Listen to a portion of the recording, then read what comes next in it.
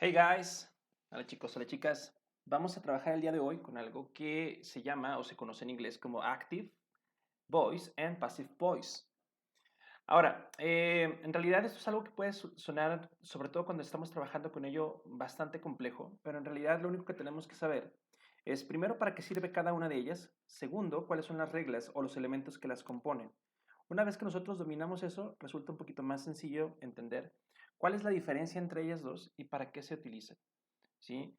Vamos a empezar precisamente con lo que es la voz activa, ¿ok? Porque es la que utilizamos cotidianamente. Pero antes de eso, valdría la pena definir qué es la voz gramatical, por supuesto. En el caso de la voz gramatical, se refiere a la forma en que los verbos se relacionan con los sujetos, ¿sí? La relación que tiene el verbo específicamente con mi sujeto. ¿Ok? En este caso puede haber dos tipos de relaciones, que es la que vamos a ver en cada uno de las voces que vamos a estar trabajando el día de hoy. Primero, ¿qué es la voz activa? Active voice. La voz activa es la que usamos más cotidianamente cuando estamos trabajando precisamente o cuando estamos hablando casi cualquier idioma, pero específicamente en inglés, porque usualmente utilizamos un sujeto que realiza una acción. La voz activa es eso, es una voz o es cuando nosotros utilizamos una oración donde un sujeto realiza activamente una acción. Por ejemplo, I talk, I speak, you listen, you understand. Tenemos un sujeto que realiza la acción de hablar, que realiza la acción de escuchar y de entender. Entonces, es lo que más comúnmente hacemos, ¿sí? Esa es la primera relación. La primera relación entre mi sujeto y mi verbo, ¿ok? En este caso, la relación que existe entre ambos es el verbo que realiza una acción. Entonces, así es más o menos cómo es que la voz activa se estructura. Una oración de voz activa. Tenemos por lo general un sujeto, tenemos después de eso un verbo, una acción o un estado, ¿sí? Recordemos que los verbos pueden ser acciones o estados, más cotidianamente acciones, y objetos. Ahora, cuando yo digo de objetos, primero tenemos que entender que no me refiero a un artículo, a una cosa. Hablo de un objeto gramatical. Para no extendernos mucho, vamos a entender un objeto gramatical como aquel sustantivo que recibe una acción. ¿Ok? Entonces, esto del objeto, aquí le pongo una pequeña marquita, porque no siempre tenemos un objeto. Lo que siempre tenemos en la voz activa es un sujeto y un verbo. Los objetos, bueno, son opcionales y dependen mucho de lo que queramos expresar, ¿sí? Pero lo que sí es siempre obligatorio en la voz activa es un sujeto que realiza una acción, ¿vale? Entonces aquí tenemos, por ejemplo, my father es mi sujeto, builds, construye, esa es la acción, a dog house, ¿vale? Y entonces tenemos que mi padre, que es el sujeto, realiza activamente la acción o el verbo. Y por lo tanto, se entiende que esto es voz activa. Si el sujeto realiza la acción, entonces se entiende como voz activa. Y aquí, a dog house, que es una casa para perros, ese sería el objeto gramatical porque está recibiendo la acción, ¿vale? Aquí tenemos algunos ejemplos. Importante, precisamente, que cuando nosotros estamos empezando a entender una estructura, vayamos ubicando cuáles son cada uno de los elementos que conforman esa estructura. En este caso es la voz activa. Y por lo tanto, lo primero que tenemos que hacer es identificar quién es mi sujeto y después el verbo. Lo siguiente sería revisar si mi sujeto está realizando activamente esa voz. Si ese es el caso, entonces se entiende como voz activa. Por ejemplo, en este caso tenemos tres sujetos, que son Brasil, Guillermo González y yo, I. ¿Ok? Entonces, Brasil produces a lot of coffee. Tenemos mi sujeto que es Brasil. Realiza la acción produce mucho café. Entonces, como Brasil realiza la acción de producir, se entiende que es voz activa. Guillermo González invented the color television.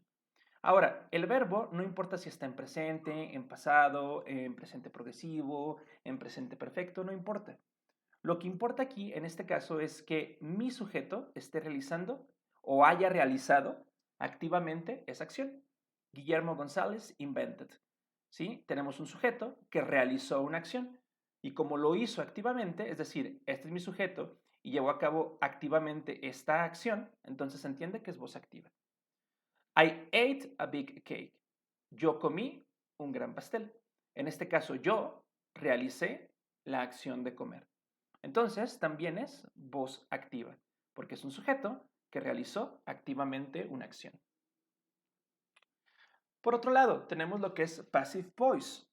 Y precisamente, incluso si ustedes imprimen un poco de lógica al respecto, entenderán que passive voice es lo contrario a active voice.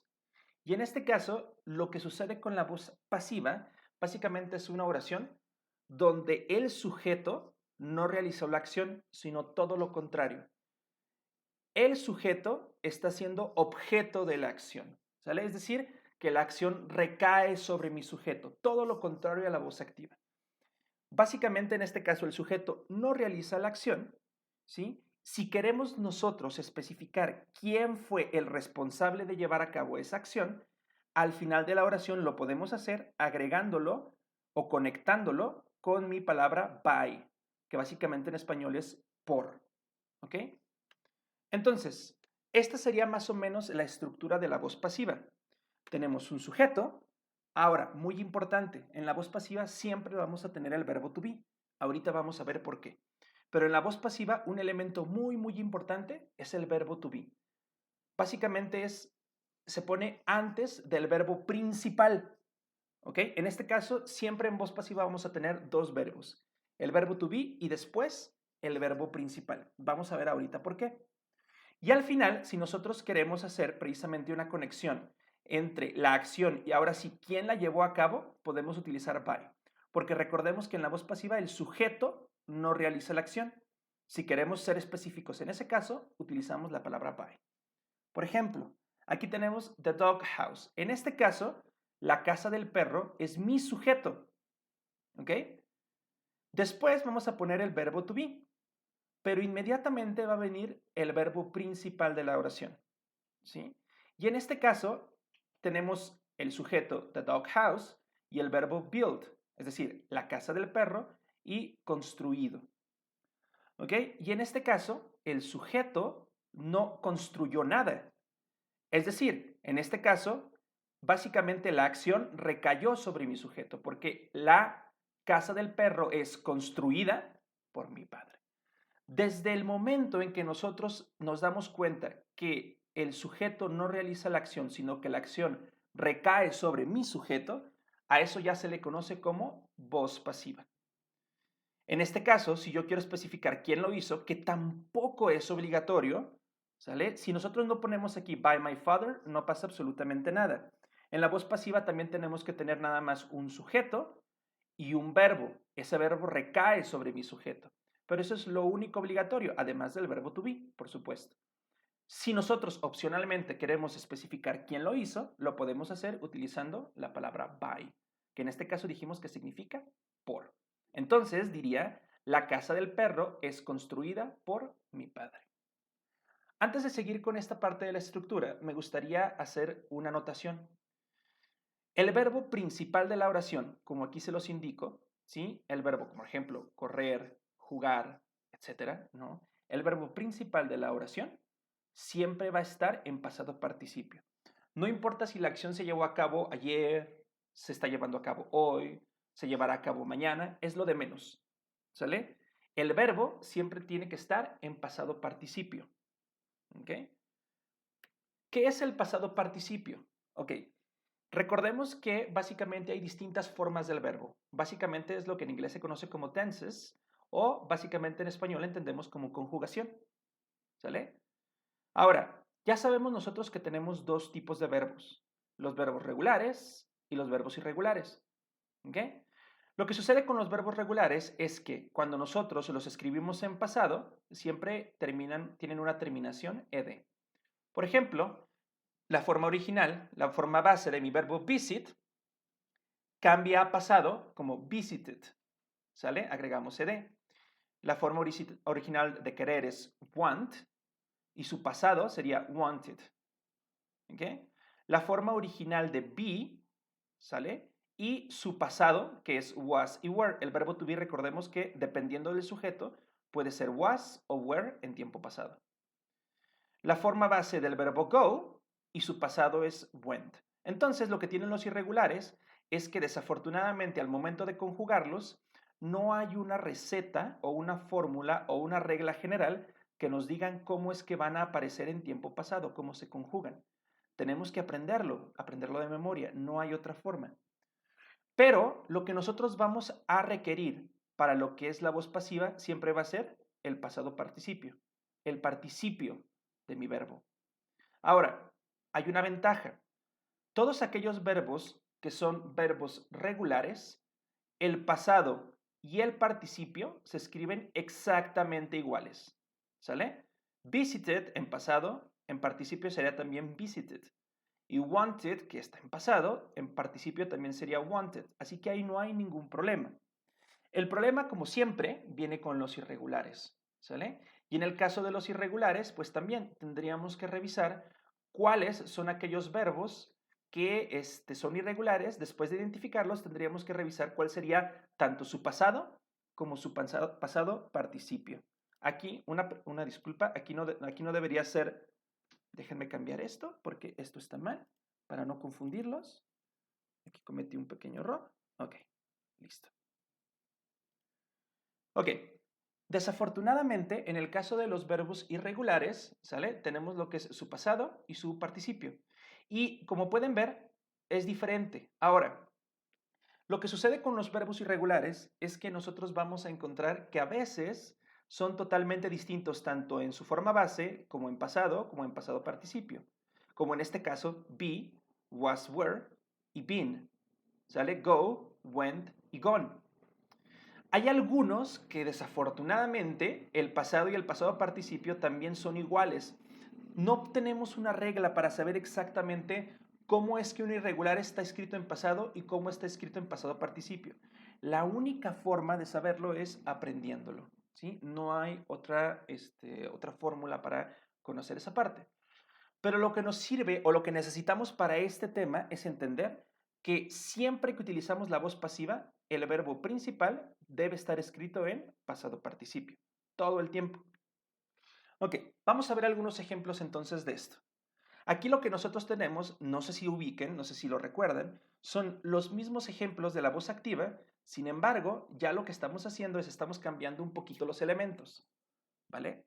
Ahora tenemos que nuestro sujeto no está realizando ninguna de las acciones. ¿Cuáles son mis sujetos en este caso? Ok, mis sujetos serían a lot of coffee, the color television y a big cake. ¿Sale? En este caso, mi sujeto es mucho café, la televisión de color y un gran pastel. Ahora, en ninguno de estos tres casos, mi sujeto está realizando la acción. Por el contrario, la acción recae sobre mi sujeto. Vamos a ver el primero. A lot of coffee is produced. Mucho café es producido. De nuevo, el sujeto no realiza la acción, sino que la acción recae sobre el sujeto. Y por lo tanto, cada vez que eso sucede, se entiende como voz pasiva. The color television was invented. La televisión de color fue inventada. ¿Sí? La acción recae sobre el sujeto y por lo tanto es voz pasiva. La televisión de color no hizo ninguna acción.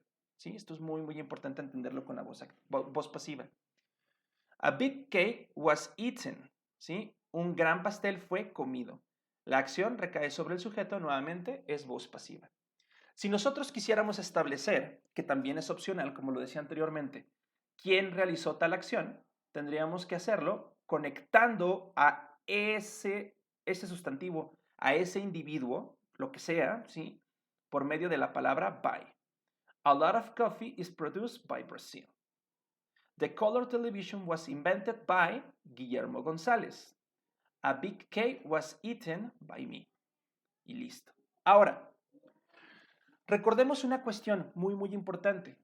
Siempre que nosotros queremos identificar en qué tiempo se está conjugando mi oración, es decir, en qué momento se llevó a cabo mi acción, tenemos que revisar el verbo. ¿Sale? Por ejemplo, si yo digo I run, yo corro, sabemos que está en presente porque el verbo run, corro, está en presente. Si yo digo I ran, yo corrí, sabemos que fue pasado porque el verbo está en tiempo pasado. Ran, corrí. Y entonces, ¿cómo vamos a saber en la voz pasiva ¿en qué tiempo está mi oración? ¿En qué tiempo el café es producido? ¿En qué tiempo la televisión fue inventada? ¿Y en qué tiempo el pastel fue comido? ¿Ok? Para eso nos sirve el verbo to be. Por eso es tan importante agregar el verbo to be en lo que es la voz pasiva. ¿Vale? Entonces, en este caso, si el café es producido en tiempo presente, el verbo to be también está en tiempo presente. Si la televisión de color fue inventada en tiempo pasado, el verbo to be está en tiempo pasado, was. Lo mismo acá, que es exactamente el mismo verbo to be. ¿Ok? Y esta regla va a servir para cualquier tiempo. Si, por ejemplo, el pastel estuviese siendo comido en este momento, yo tendría que poner, a big cake is being eaten by me. ¿Sí? Un gran pastel está siendo comido por mí. Y tendríamos que cambiar el verbo to be was a is being. Entonces, esta parte es muy, muy importante de entender, ¿sale? El verbo principal siempre va a estar en tiempo participio, en su conjugación participia, pero el verbo to be es el que se va a adaptar al tiempo en que esa acción fue llevada a cabo. Y listo. Esto es lo que nosotros tenemos que saber acerca de la voz activa y voz pasiva. ¿Ok? Cualquier pregunta me lo pueden, como siempre, hacer saber. Y por otro lado, les dejaré una actividad que es totalmente eh, opcional, ¿sí? Agregada a este ejemplo. Además de, por supuesto, la tarea que tendríamos que llevar a cabo. Pero esto es para practicarlo, ¿no? Entonces, básicamente esto es voz pasiva, voz activa. Si queda alguna pregunta, chicos, bueno, nada más háganmela saber y yo con mucho gusto les trataré de explicar lo más pronto posible. Eso es todo, nos vemos pronto, cuídense mucho y estamos en contacto.